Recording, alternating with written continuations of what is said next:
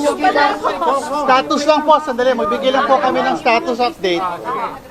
Sa ngayon po, sige po, alam ko po matagal tayo naghihintay, pasensya na po, pero sa ngayon po ang status ay hinihintay natin ang ating Secretary General para po i-receive yung impeachment complaint ng ating po mga private complainants, mga citizens at civil society leaders na narito ngayon.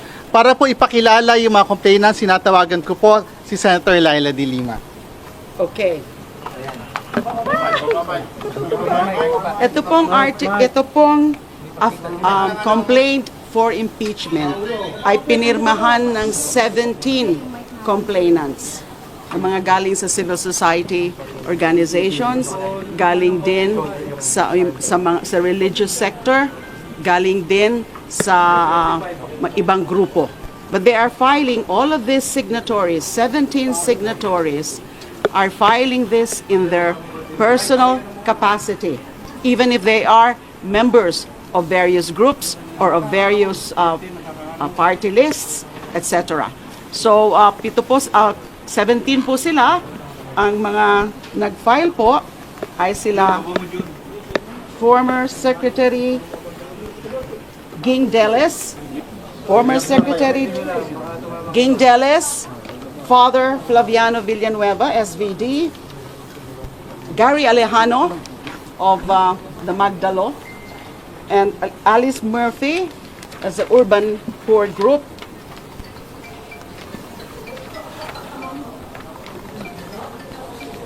Francis Aquino D, that's Kiko D, Mr. Eugene Louis Gonzalez,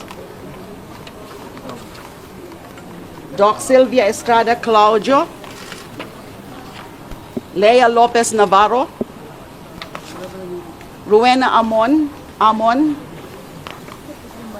Mr. Randy Francisco de los Santos, that's the uncle of Kian de los Santos, a victim of the EJK, Ms. Filomena Cinco, Mr. Teodoro Teddy Lopez, Sister Susan Santos Esmile, SFIC,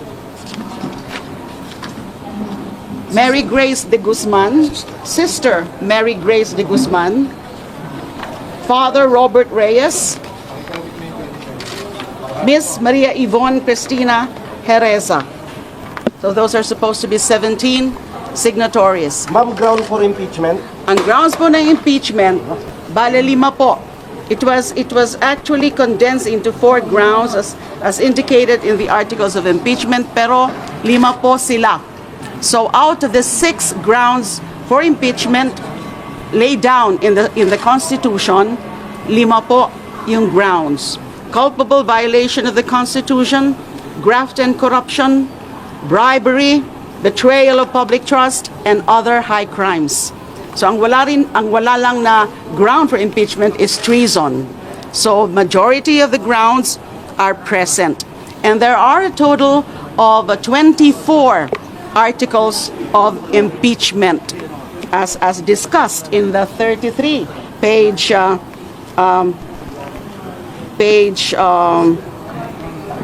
complaint. So among the articles po are the misuse, the failure to account, the intel and confidential funds of both the Office of the Vice President and also of the Department of Education. And nandyan din po yung grounds like yung kanyang mga threats, yung kanyang mga rants during the press con in October 18 and the second one in November 2024, because these are very unbecoming and these are actually betrayal of public trust, because these are also high crimes, yung kanyang mga threats doon sa latest na mga rant niya o kanyang mga meltdown. Meron din as an article about her involvement also in judicial killings during her term as mayor of Davao City. There are other grounds. Let me just, so that I can be very sure of this.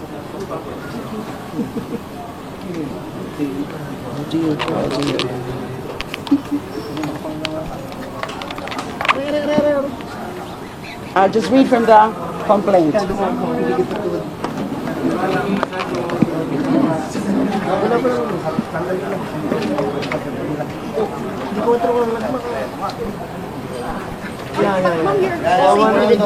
Also part of the complaint. Complainant din po kayo, ma'am? No, I did not sign as a complainant. I'm supporting this move, and at the same time, I was designated by the group as a spokesperson. But there are actually two signatories who are part of the ML, or Mamamayang Liberal, in the same manner that there is a signatory part of Magdalo and a signatory part of Akbayan. And the endorser is Congressman Percy of Akbayan. Based on your information, where is the Secretary General? O for sure ba, i-receive ngayon ng Office of the Secretary General yung impeachment complaint niyo? Opo, yun po ang ano namin, pinapahintay nga po kami. Kasi I think he's attending to another official duty of his. So his staff told us to just wait for him. So this will definitely be filed today.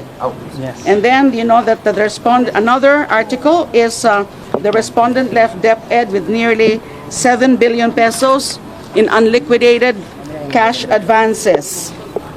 Isa po yun sa mga articles. And then there's the rigged bidding of laptops and other electronic devices during respondent's time as DepEd secretary.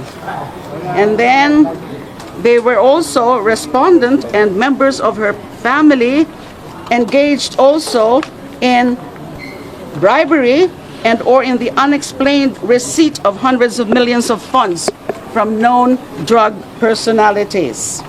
And then we also cited, the complainants also cited, as among the articles of impeachment, the respondents' acts of coddling, defending, and otherwise acting as an enabler of Pastor Apollo Kibuloy.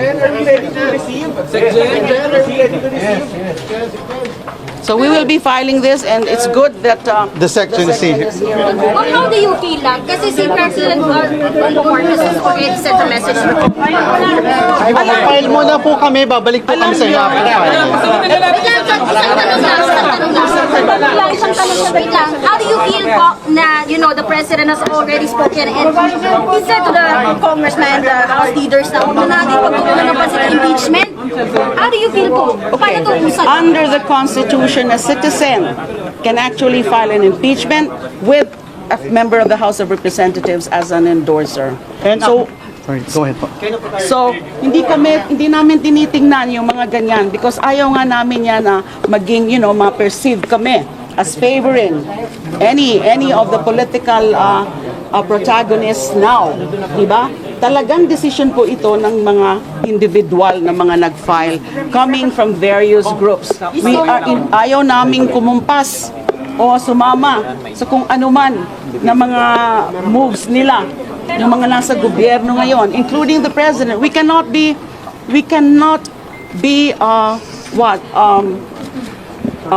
affected by the desire to really make the vice president accountable, because that is in fact recognized by the Constitution. Kailangan mangibabaw ang batas, mangibabaw ang saligang batas.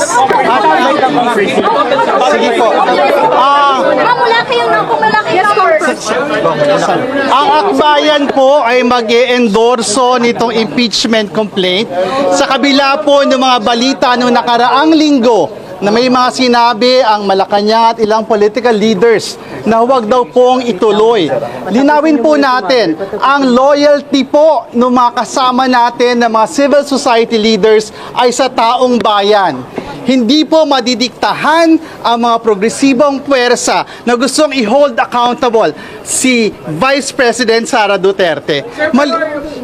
How hopeful are you, sir? May number kayo. Majority pa rin yung ano. Sa araw na ito, we are here in the House of Representatives bravely supporting the petition of citizens kasi naniniwala tayo na ito ay responsibilidad ng ating pong institusyon. They have to give this complaint a fair chance and a fair day in court. Mahalaga po itong impeachment complaint na ito para simulan na yung totoo na step process towards holding the Vice President accountable. Simple lang naman po ang kailangan natin tandaan. Kung hindi ngayon, kailan pa? May oras pa po ba? Magkakampanya na rin, sir.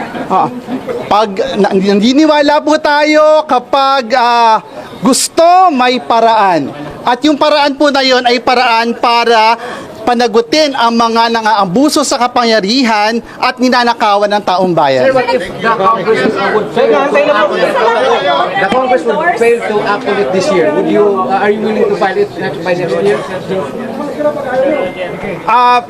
Magsisimula na po kasi yung pag-activate ng process sa pag-file natin ngayon. No? And Congress will have to go through the process of referring it to the responsible committee, the Committee on Justice. As to the timeline, we leave it to the leadership of Congress. Pero kalakip nito yung reminder that we are duty-bound in this House of Representatives to give this complaint a fair day in court. But sir, it's a numbers game pa rin. Yung mga endorser? Numbers game pa rin kasi siya. Paano yung numbers niyo? May numero ba kayo, sir? Naniniwala tayo na matindi yung merits ng ating impeachment complaint. At naniniwala din tayo dito sa mga kasama natin sa Kongreso, pag nakita nila na malakas itong ating complaint, malakas itong kasong ito, they will support it. I'll leave it at that muna po. Babalik kami, babalik. You're right.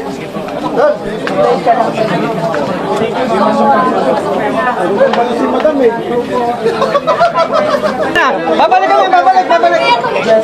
You're right.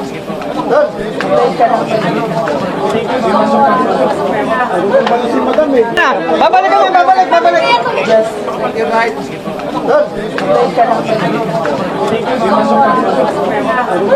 Madam